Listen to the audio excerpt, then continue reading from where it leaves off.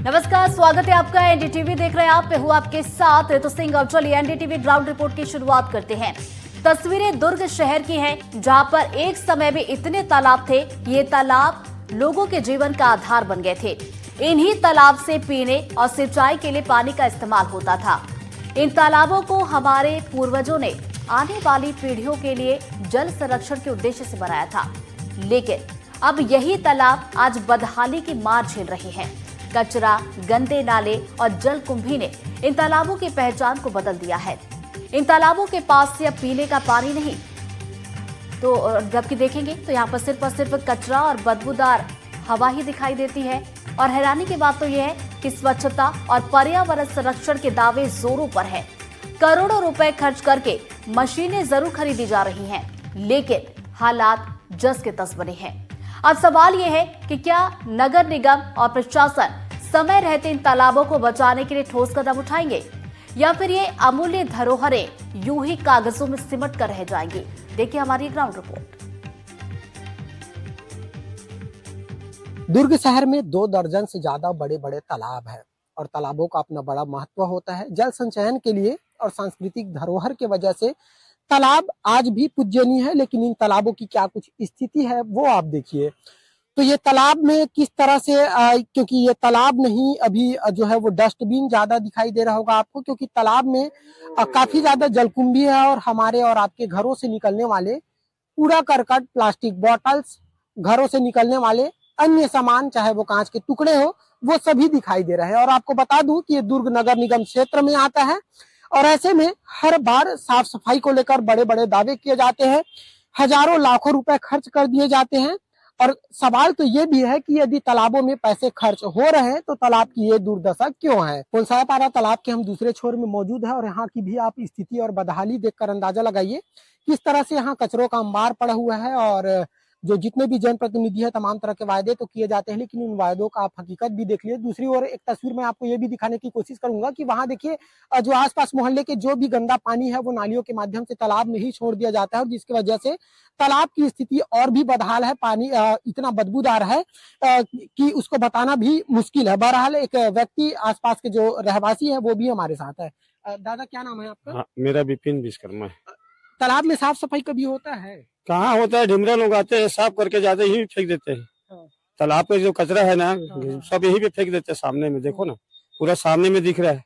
हाँ, हाँ, हाँ। है नगर निगम या किसी के द्वारा कोई साफ सफाई हुआ है? नगर निगम वाले बस उन्हें कहाँ साफ सफाई, सामने आते हैं कचरा नाली को बस साफ करके चले जाते हैं। साफ सफाई नहीं होता है। और वो नाली से पानी आते रहता है क्या? नहीं आता है, वो अभी अभी आ रहा है। ये अभी क्या सूख जाता है।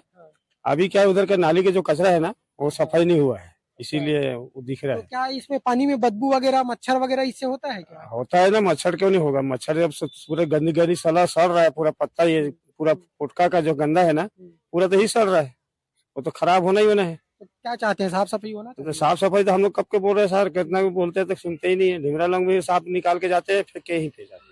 इस वक्त हम दुर्ग शहर के हरना बांधा तालाब में मौजूद हैं और एक बड़ा तालाब है, कई हेक्टेयर में फैला हुआ यह तालाब है। और दुर्ग शहर में आपको ये भी बता दूं कि 2 दर्जन से ज्यादा बड़े तालाब हैं जो आज भी इसी तरह से बदहाल स्थिति में है। तालाबों को देखकर आप अंदाजा लगाइए कि ये तालाब कम, डस्टबिन ज्यादा दिखाई दे रहे होंगे, क्योंकि आसपास जो रहने वाले लोग हैं वो अपने घरों से निकलने वाले अपशिष्ट पदार्थ जो है वो यही फेंक देते हैं, चाहे वो पॉलीथीन हो, कांच के टुकड़े हो या फिर सड़े गले जो भी पदार्थ हो। तो ऐसे में नगर निगम प्रशासन की ओर से भी तमाम तरह के दावे किए जाते हैं साफ सफाई को लेकर, स्वच्छ भारत मिशन में अपना योगदान देने की बड़ी बड़ी बातें होती हैं, लेकिन इन बातों के बीच ये जो तस्वीर नजर आ रही होगी वो भी आप देखिए। और दूर में आपको एक झोपड़ी दिखाई दे रहा होगा, वहां पर भी आप देखिए कि तालाब के अंदर ही झोपड़ी बना दिया गया है, वहां अभी भी कचरे फेंका जा रहा है। और इसके अलावा जो आसपास जितने भी यहाँ पे घर आपको दिखाई दे रहे होंगे, जितने भी घर मौजूद है, उन सभी घरों के पीछे में अपना एक उनका खुद का डस्टबिन है और डस्टबिन ये तालाब है। तालाब में ही वो अपने कचरे फेंक देते हैं। लेकिन सबसे बड़ा सवाल ये है कि यहाँ क्योंकि नगर निगम प्रशासन जवाबदार मौजूद है, तो नगर निगम के द्वारा संज्ञान क्यों नहीं लिया जाता, और यदि लिया जाता है तो फिर इस तरह से बदहाल व्यवस्था क्यों है। क्योंकि एक तरफ हम देखते हैं कि जल संकट की जब स्थिति होती है तो तमाम तरह के कार्य किए जाते हैं वाटर हार्वेस्टिंग को लेकर, लेकिन आंकड़ों के अनुसार से मैं आपको बताऊं तो सबसे बड़ा जो भूमिका निभाने वाला है वाटर टेबल को रिचार्ज करने में वो तालाब ही होता है। और ऐसे में तालाब की इस बदहाल स्थिति को आप देखिए और अंदाजा लगाइए कि आखिर जवाबदार कौन है। एनडीटीवी के लिए चंद्रकांत शर्मा। तालाब बद से बदतर स्थिति में है।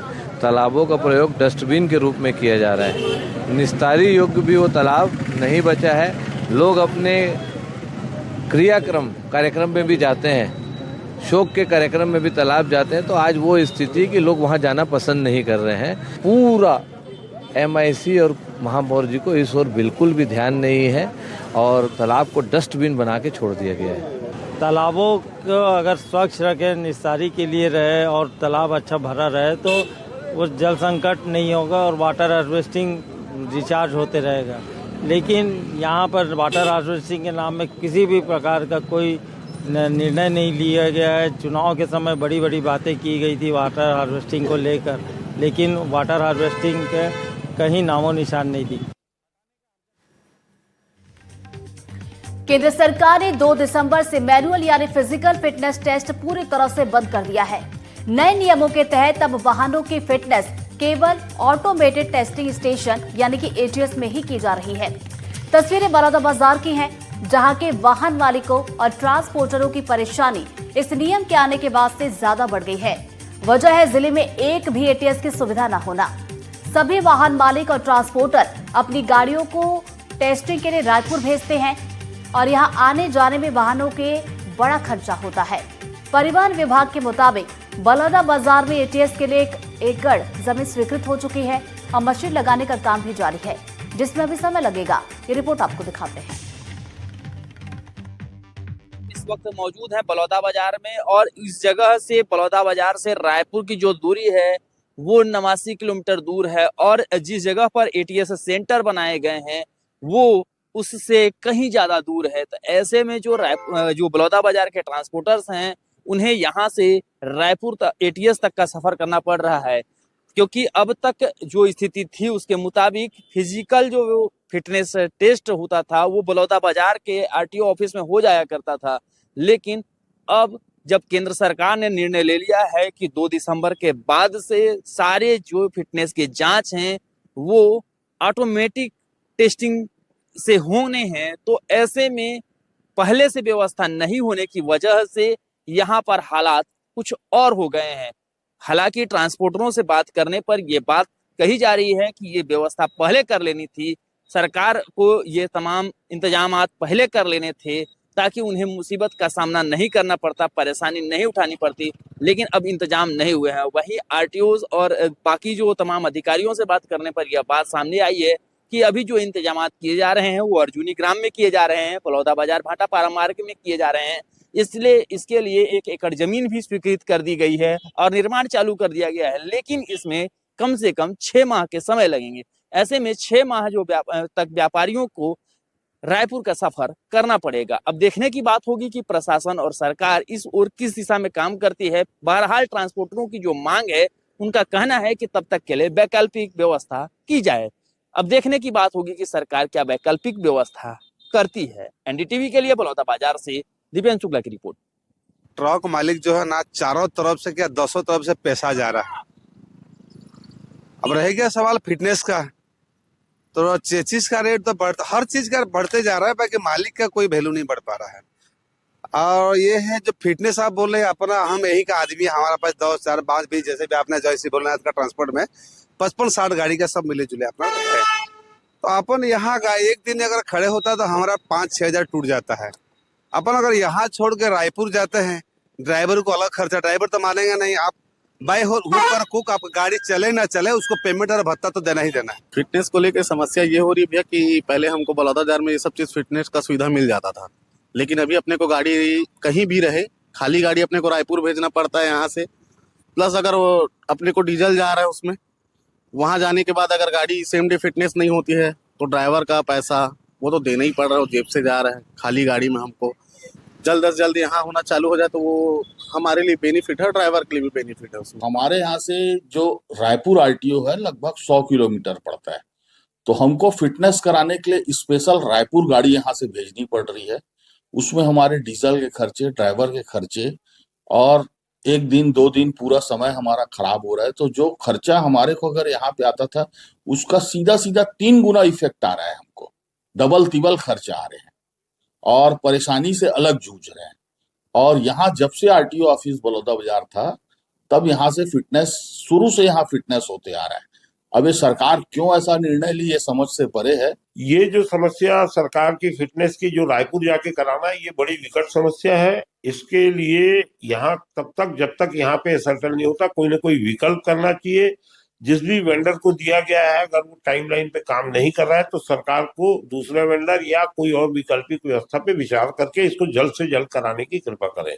मैंने इस संबंध माननीय टंकराम जी हमारे मंत्री उनसे बात की, उन्होंने पर्यावरण मंत्री से बात किया था, क्योंकि सेंट्रल गवर्नमेंट की अच्छी योजना है।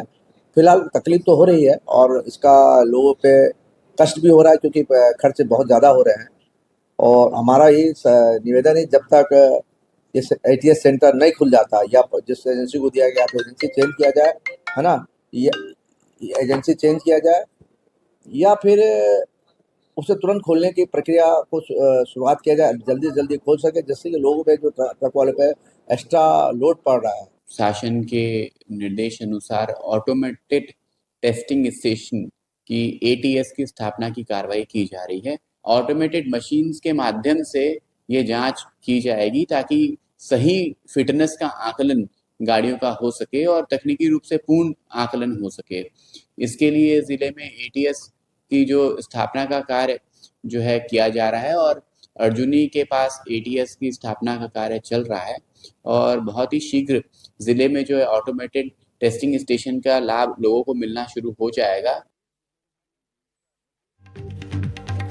बेमेतरा के संयुक्त जिला कार्यालय में सुरक्षा व्यवस्था को लेकर एक गंभीर लापरवाही की खबर सामने आई है, जहां महत्वपूर्ण सरकारी दस्तावेजों की सुरक्षा के लिए लगाए गए अग्निशामक यंत्रों की एक्सपायरी डेट खत्म हो चुकी है, लेकिन जिम्मेदार अधिकारियों को इसकी कोई खोज खबर नहीं है। हालात ऐसे हैं कि आग लगने की स्थिति में न तो कारगर अग्निशामक यंत्र मौजूद है और न ही कोई वैकल्पिक इंतजाम है। अब सवाल है कि जब सुरक्षा व्यवस्था का ये हाल है तो फिर करोड़ों रुपए के दस्तावेजों की जिम्मेदारी आखिर किसके भरोसे छोड़ी गई है। देखिए मौके से हमारे